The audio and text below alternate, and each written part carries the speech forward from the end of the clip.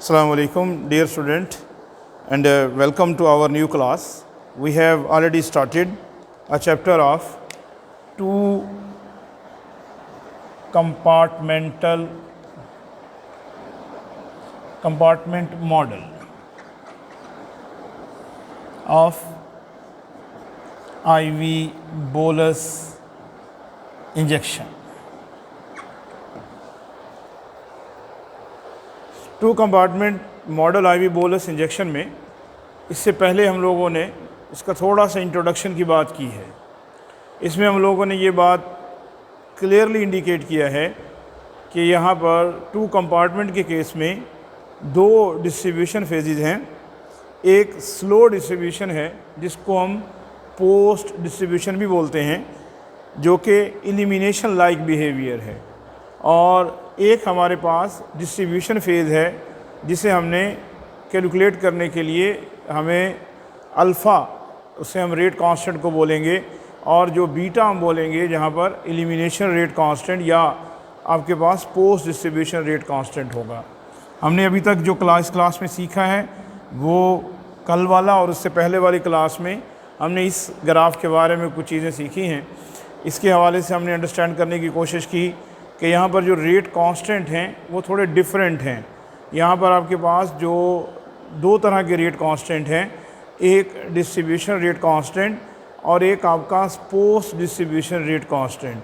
Distribution rate constant को आप represent करते हैं अल्फ़ा से, और पोस्ट डिस्ट्रीब्यूशन रेट कांस्टेंट को आप रिप्रेजेंट करते हैं बीटा से। अल्फ़ा और बीटा को कैलकुलेट करने के लिए फार्मूला दोनों का सेम है। पहले वाले केस में, बीटा वाले केस में, जैसे आपने के फाइंड किया था जिसमें आप लोग जो हैं वो नेचुरल लॉग लेते हैं कंसंट्रेशन एक, और उसमें कंसंट्रेशन माइनस करेंगे उससे कम वाली कंसंट्रेशन को, और उसे टाइम से, अगर आप टाइम के डिफरेंस से डिवाइड कर देंगे तो ये आपके पास वैल्यू आ जाएगी बीटा की, जो कि पोस्ट डिस्ट्रीब्यूशन रेट कांस्टेंट है। ऐसे ही अल्फ़ा को कैलकुलेट करने के लिए कल हमने ये बात की थी कि आप इसे एक्स्ट्रापोलेट करेंगे और यहाँ हम फीदरिंग टेक्निक अप्लाई करेंगे। फीदरिंग टेक्निक अप्लाई करने के लिए आपको एक टेबल बनाना ज़रूरी है। आप एक टेबल में सबसे पहले आप इन वैल्यूज़ को राइट करेंगे। पहला आपके पास जो प्रोसेस होगा वो टाइम है, देन कंसंट्रेशन है, देन डिफरेंस है। डिफरेंस से पहले फीदर्ड पॉइंट्स हैं, फीदर्ड पॉइंट्स,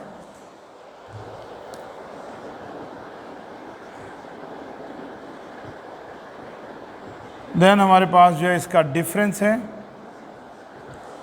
टाइम से 2 hour, 4 hour, 6 hour, 8 hour. Concentration अगर हमें शुरू में डिस्ट्रीब्यूशन हो और उसके बाद फिर पोस्ट डिस्ट्रीब्यूशन वाली केस आएगा तो पहले कंसंट्रेशन एक कम होगी।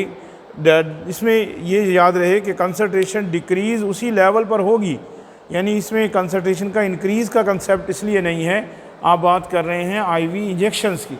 आईवी इंजेक्शन में उन ड्रग्स की बात कर रहे हैं जिनकी प्रेजेंस जो है वो सिस्टेमिक सर्कुलेशन के अलावा सिस्टम उसके साथ साथ पेरिफेरल एरिया के अंदर भी है। तो ये एरिया जो है ये सिस्टमिक आपका सेंट्रल का एरिया है, और ये वाला एरिया जो है वो पेरिफेरल एरिया है। इसी वजह से हम इस वाली कंसंट्रेशन को बोलेंगे कि ये सेंट्रल पार्ट में कंसंट्रेशन और पेरिफेरल पार्ट में कंसंट्रेशन।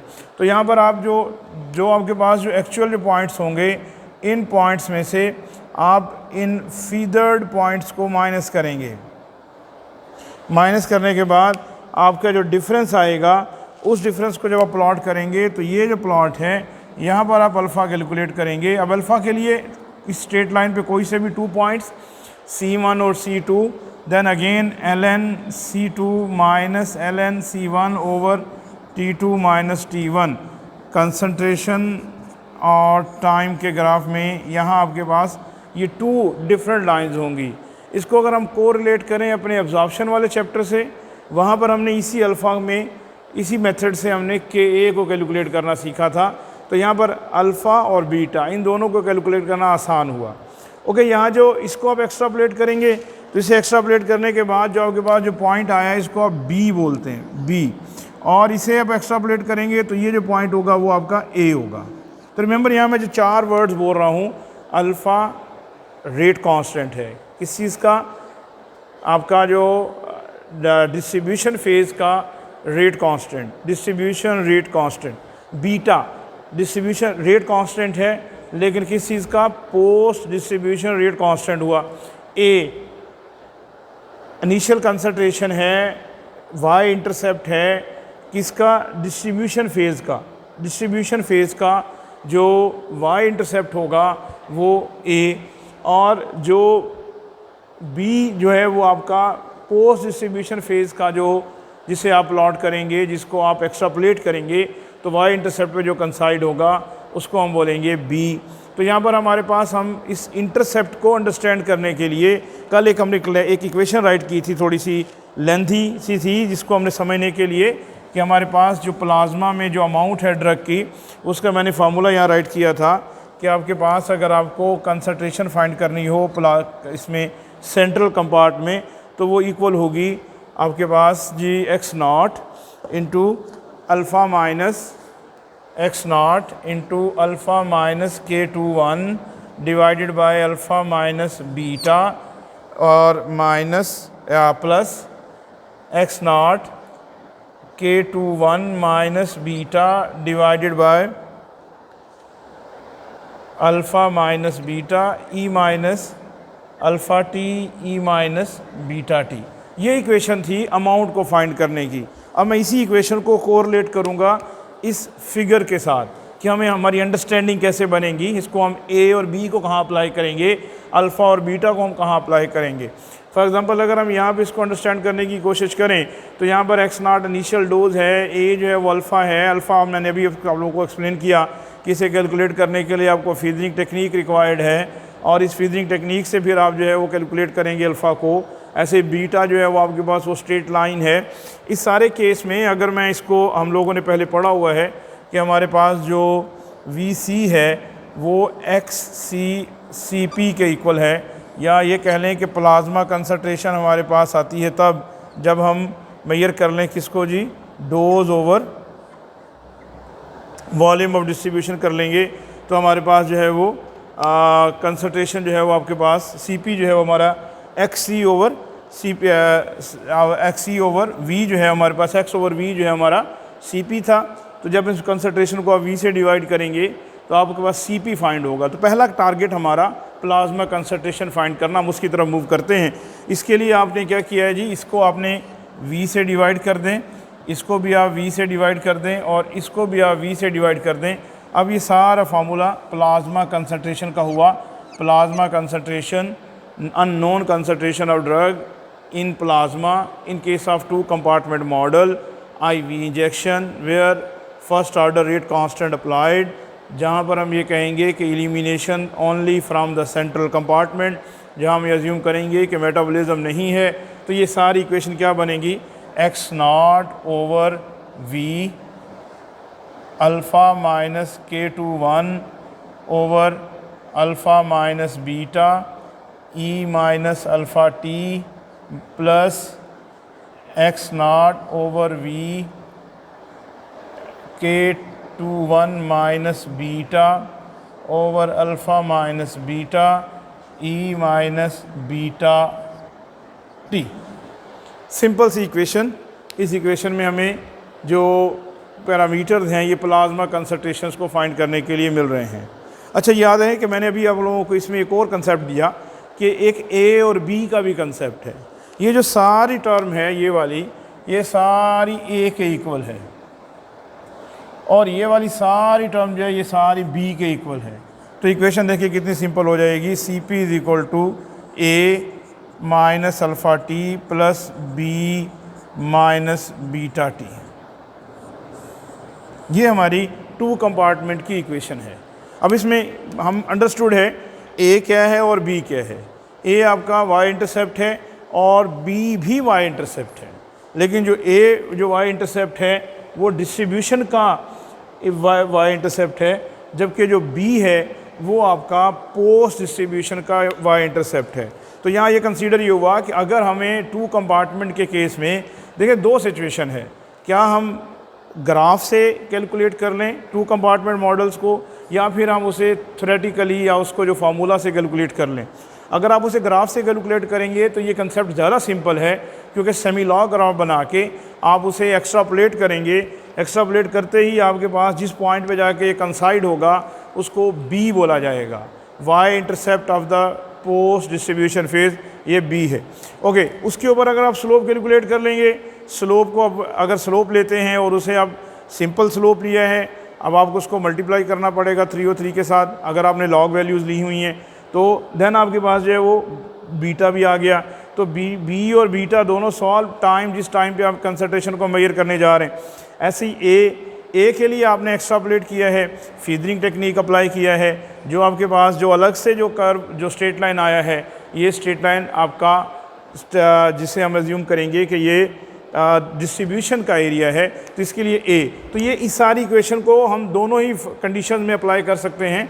हमने जो अगर हमें मेजर करना हो डायरेक्ट, अगर हमें डाटा से मेजर करना हो जिसमें हम जो है वो रेट कांस्टेंट K21 कैलकुलेट करें और उसके साथ जो है वो अल्फ़ा और बीटा को कैलकुलेट करें, देन हम अगर हम वैल्यूज़ को लेते हैं तो अब ये इक्वेशन और ये दोनों इक्वेशन जो है पैरेलल यूज़ होती हैं, A into e minus alpha T plus B into e minus beta t. A और बी क्या हैं? ये दोनों वाई इंटरसेप्ट्स हैं, यानी ये सारा वाई इंटरसेप्ट की वैल्यू हुआ, यहाँ पर ए की वैल्यू हुआ, ये सारा जो है ये वैल्यू हुआ वाई इंटरसेप्ट की, लेकिन बी की वैल्यू होगा। तो इस इक्वेशन को हम अंडरस्टैंड करने के लिए आई गेस कि आपको इसकी समझ आ रहा होगा कि इसमें हमारे पास जो 2 कंपार्टमेंट के केस में अगर हम ए की वैल्यू को अलग से लिखें कि ए स्टैंड्स फॉर और बी स्टैंड्स फॉर, तो ये इसी ऊपर वाली इक्वेशन से हम इसे निकाल पाएंगे। ए हमारे पास है जी, A is x naught over V alpha minus K21 over alpha minus beta, ये ए है। और बी के लिए क्या करेंगे? X naught over V K21 minus beta over alpha minus beta, ये हमारे पास बी है। तो ये दोनों चीज़ें जो है यहाँ पर भी एग्जिस्ट करती हैं, इधर भी ये एग्जिस्ट करता है, यानी ये ए और ये बी जो है इसे हम ग्राफ से भी कोरिलेट करेंगे। ये हमारा वाई इंटरसेप्ट के कंसेप्ट से हमें प्लाज्मा कंसंट्रेशन को फाइंड करना। तो यहाँ पे दो बातें हो गई, प्लाज्मा कंसंट्रेशन को फाइंड करने के दो मेथड हो गए। एक मेथड ये है कि आप उसके लिए सारे फैक्टर को कैलकुलेट कीजिए और उसे देन जिस टाइम पे आप कंसंट्रेशन मेजर करना चाहते हैं प्लाज्मा में, उस टाइम को टाइम की जगह पे राइट कीजिए और इसको सारे को कैलकुलेट कर लें। और दूसरा वे आपके पास ये है कि आप इसे ग्राफ में प्लॉट करें और एक्स्ट्रापोलेट करके ए और बी कैलकुलेट करें और फिर आप इसमें कैलकुलेट। देखिए यहाँ पे एक इंटरेस्टिंग फैक्टर सीखते हैं। फॉर एग्जांपल अगर हमारे पास हमने CP0 फाइंड करना हो, इनिशियल प्लाज्मा कंसंट्रेशन फाइंड करना हो, आप लोग याद रखें कि CP0 बेसिकली आप लोगों को, अगर हम पहली इक्वेशन पे जाएं जहाँ से हमने इसको काइनेटिक्स को सीखना शुरू किया था, वहाँ हमने सिंपली एक इस तरह की लाइन बनाई थी और यहाँ मैं CP0 बोल रहा था कि CP0 को कैलकुलेट करने के लिए आपने इसको एक्स्ट्रापोलेट करना है, एक्स्ट्रापोलेशन CP0 आ जाता था। तो क्या ये जो CP0 है, अब तो ये दो हो गए ए और बी, तो CP0 should be equal to A plus B. इन दोनों को प्लस करने से ही प्लाज्मा इनिशियल प्लाज्मा कंसंट्रेशन बन जाना चाहिए। तो इसलिए अगर मैं यहाँ पर टाइम की जगह पर 0 राइट कर दूँ, क्योंकि CP0 means T is 0, the concentration at the 0 time, then इसको मैं CP0 is equal to A minus alpha 0 plus B E minus beta 0। और आपको बताया था मैंने कि जिस चीज़ की पावर एक्सपोनेंशियल की पावर अगर 0 आ जाएगी तो ये इक्वल टू 1 होगा। तो अगर हम इसको इक्वल टू 1 राइट कर दें तो CP0 is equal to A plus B. Initial plasma concentration drug की IV इंजेक्शन के केस में, जहाँ ड्रग जो है वो 2 कंपार्टमेंट को फॉलो कर रही है, उनमें हमें जो दो इंटरसेप्ट थे ए और बी, उन दोनों को प्लस करने से, ऐड करने से हमें ये दोनों वैल्यूज़ मिलेंगी। तो A plus B is equal to CP0। तो इनिशियल प्लाज्मा कंसंट्रेशन को कैलकुलेट करना, अब तक हमने जो सीखा है इसमें प्लाज्मा कंसंट्रेशन की कैलकुलेशंस की हमने बात की है। इस तरह से अगर हम ये बात करें कि हमें जो है वो रेट कांस्टेंट को कैलकुलेट करना है, यानी अगर हम ये देखें कि बीटा जो आपके पास जो पोस्ट डिस्ट्रीब्यूशन फेज़ है उसे कैसे कैलकुलेट किया जाएगा, उसके आपको कम से कम जो है वो 3 मेथड आने चाहिए कि 3 मेथड से हम कैसे बीटा को कैलकुलेट कर सकते हैं। रिमेंबर यहाँ पर हम 2 हाफ लाइफ्स का जिक्र करेंगे। अगर इसे हम हाफ लाइफ से भी तो कैलकुलेट कर सकते हैं, बिल्कुल वैसे ही जैसे आपने K और टी हाफ को आपने रिलेशन देखा था इस वाले केस में, जब हमें कहा जा रहा था कि आप के कैलकुलेट करें, हम कहते थे जी के आप कैलकुलेट कर सकेंगे स्लोप से, आप के कैलकुलेट कर सकेंगे 0.693 ओवर टी हाफ से। तो यहाँ पर भी सेम केस में आप बीटा कैलकुलेट कर सक रहे हैं स्लोप से, और आपको बीटा आप कैलकुलेट करेंगे टी हाफ से। तो यानी अगर आप अब यहाँ पर ये आएगा कि टी हाफ कैसे कैलकुलेट किया जाए, मैं इस ग्राफ को थोड़ा सा बड़ा करके बनाऊँगा, फिर हम इसकी अंडरस्टैंडिंग पे आएंगे। इसको मैं रेस करता हूँ ताकि हमें जो है इसकी सारी अंडरस्टैंडिंग समझ में आए कि इसके कौन कौन से कंसेप्ट हैं। क्वेश्चन ये है, how to calculate post distribution rate constant means beta. Beta को कैलकुलेट करने के कितने मेथड हैं, और calculation of post distribution rate constant means beta. अब हम मूव कर रहे हैं कि इसके 3 डिफरेंट मेथड्स हैं। पहला half life method, first is half life method.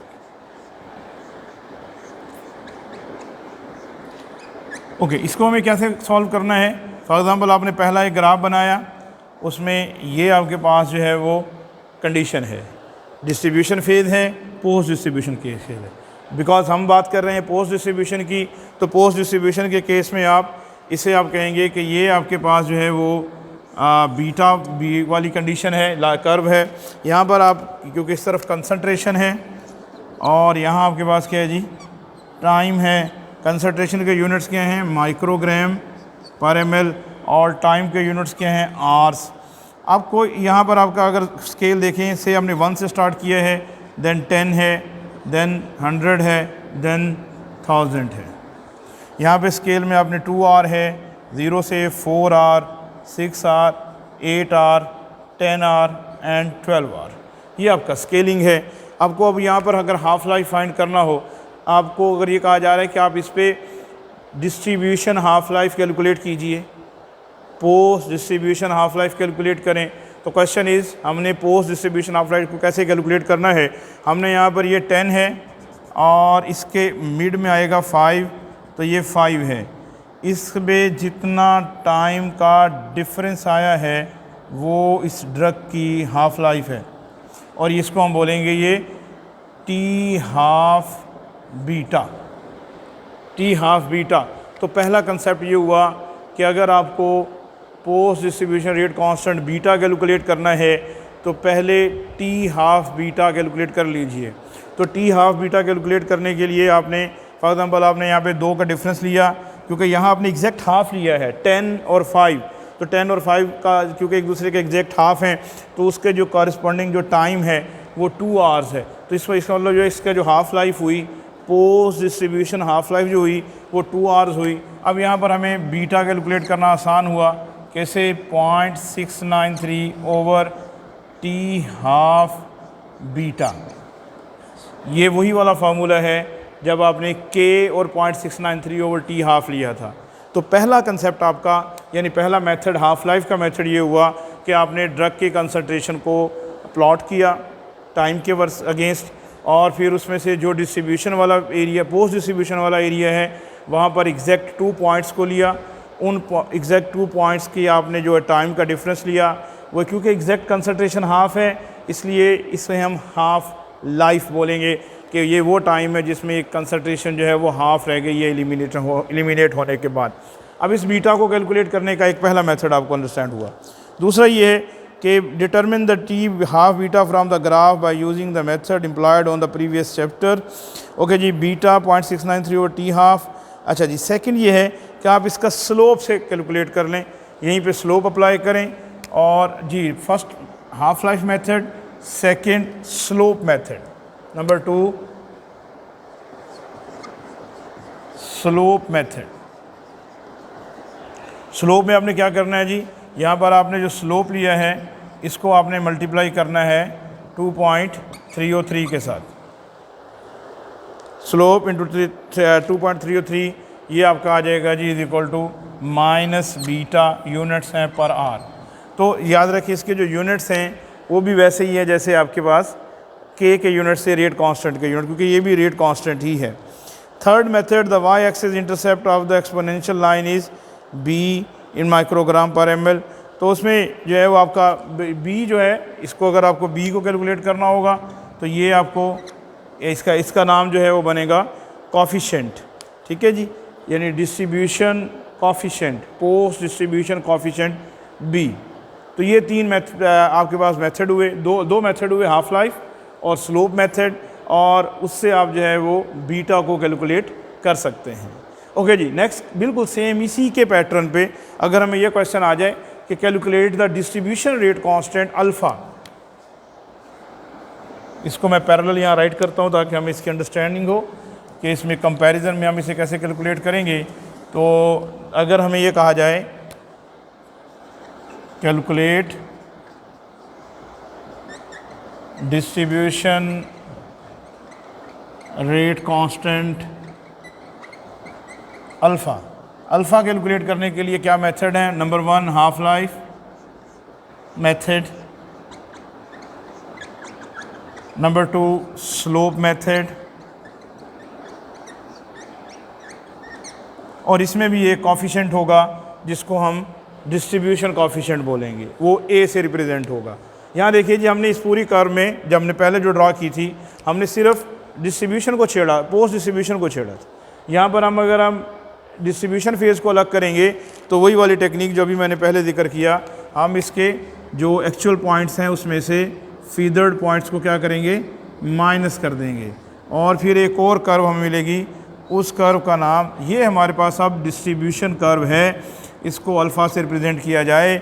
यहाँ पर आप फिर कोई 2 वैल्यूज़ लेंगे, फॉर एग्ज़ाम्पल 100 और इसके दरमियान ये 50 है, और 50 और ये यहाँ पर 25 है, तो 25 और 50 के दरमियान आप कोई सी भी 2 लाइन ड्रॉ करें, और यहाँ पर आप जो टाइम निकालेंगे ये टाइम क्या होगा, हाफ लाइफ, और इस हाफ लाइफ को हम बोलेंगे क्या है, ये हाफ लाइफ जो है वो आपकी डिस्ट्रीब्यूशन हाफ लाइफ, यानी इसके लिए आपको लिखना पड़ेगा हाफ लाइफ ऑफ अल्फ़ा, तो टी हाफ अल्फ़ा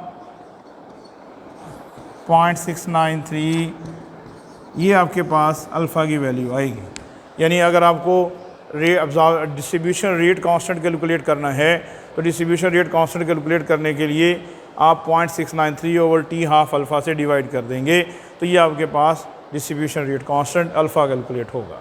दूसरा मेथड स्लोप का है, बिल्कुल same, slope multiply by 2.303 is equal to minus alpha units per our.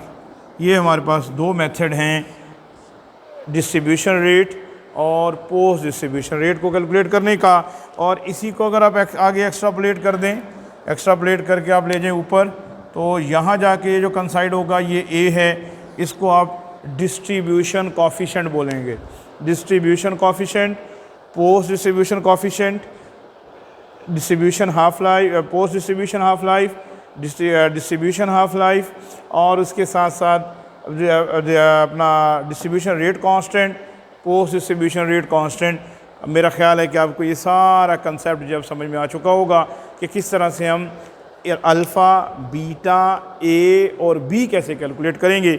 इस सारे को कैलकुलेट करने के बाद अब हम आते हैं कि जो माइक्रो काइनेटिक्स हैं, जिसके अंदर के हमने इसमें एक छोटी सी एक टर्म हमने सीखी थी, जिसके अंदर हमने K1, K12, K11, K10 और फिर K21। अब हम ज़रा उसकी तरफ आते हैं कि इनका उसमें क्या रिलेशन है। फॉर एग्ज़ाम्पल अगर हमें कोई कैलकुलेट करने के लिए अगर हमारा टारगेट हो, क्योंकि आपकी जो इक्वेशन थी, जो हमारा जो स्टार्ट वाली इक्वेशन में K21 का रोल था, K21 रिमेंबर, यानी कल मैंने इसको डायग्रामेटिकली बताया था कि K12 means movement of the rate of the drug moving from the central to the peripheral, और K21 means movement of drug from the peripheral to the central, और K10 means elimination of drug from the central compartment, K20 means elimination of the drug or excretion of the drug from the peripheral compartment। तो K12 और K21 और K10, K20 ये सारे micro rate constants हैं। इसको जब आपने calculate करेंगे K12 को, तो यहाँ पर आपके पास या K21 को अगर कैलकुलेट करना होगा तो पहला मैं इसको फार्मूला लिखता हूँ, फिर इसको हम कोशिश करते हैं इसको हम अंडरस्टैंड भी करें कि K21 is equal to A beta plus K21 is equal to A beta plus B alpha over A plus B।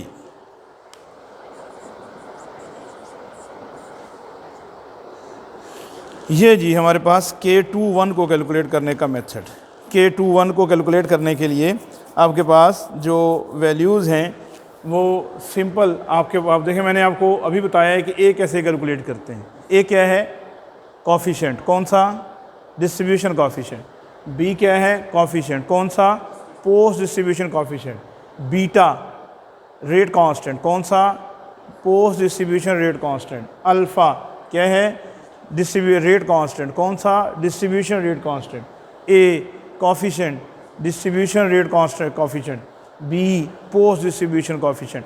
तो ये आपको ये वैल्यूज़ आपने ये इसी से बहुत क्लियरली अंडरस्टैंड हो सकता है कि अगर हमें कहा जाए, देखिए मैंने आपको यहाँ पर ए कैलकुलेट करना बताया, बी भी कैलकुलेट करना बताया। अच्छा, ए और बी का फार्मूला मैंने आपको अलग भी बताया है, यानी अगर आप इस ए को कॉफिशिएंट को अगर आप कैलकुलेट करना चाहते हैं तो मैंने इसमें आप लोगों को बताया है कि आप इसमें जो K21 और K12 से भी कैलकुलेट कर सकते हैं, लेकिन उससे पहले आपको K21 कैलकुलेट करना होगा।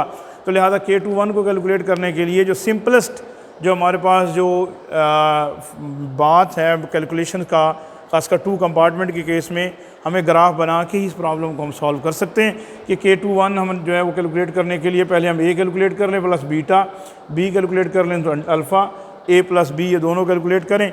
अब A में हमारे पास जो वैल्यू आएगी, फॉर एग्जांपल यहाँ वैल्यू आई है क्योंकि ये 100 और 1000 के दरमियान आया है, मैं इसको अज्यूम कर लेता हूँ कि जी 400। और B मेरे पास जो वैल्यू आई है तकरीबन जो वो 100 के करीब आई है, तो B 100 है, ये 400 है। और ये आपके पास A जब आपके पास 400 है, इसको आप मल्टीप्लाई करोगे बीटा से। बीटा मैंने आपको कैलकुलेट करने के अभी आपको 2 मेथड बताए, या तो आप उसे हाफ लाइफ से कैलकुलेट कर लें या उसे आप स्लोप से कैलकुलेट कर लें। उसके बाद बी और अल्फ़ा इस सारी वैल्यूज़ को ऐड करके आप K21 को कैलकुलेट कर सकते हैं, जिसमें आपको ये अज्यूम करना है कि K21 एक्चुअल जो वैल्यू है वो K21 जो है वो आपके पास वो वैल्यू है जी इसकी उस रेट की जिस रेट से ड्रग जो है मूव कर रही है, कहाँ पर? पेरिफेरल कंपार्टमेंट से सेंट्रल की तरफ जब मूव कर रही है।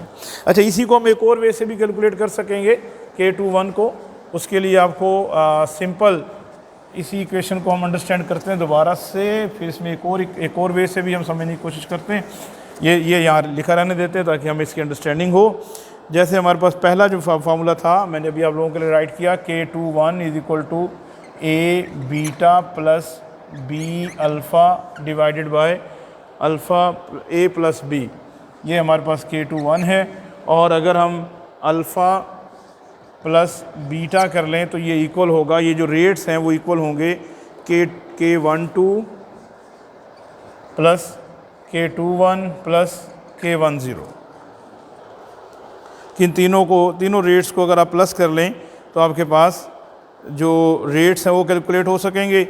ओके, K12 को अगर कैलकुलेट करना है तो आप मल्टीप्लाई कर दें अल्फ़ा को बीटा से, और अगर K12 कैलकुलेट करना है तो अल्फ़ा इसी फार्मूला से alpha plus beta minus K21 minus K10, ये आपके पास K12 आ जाएगा।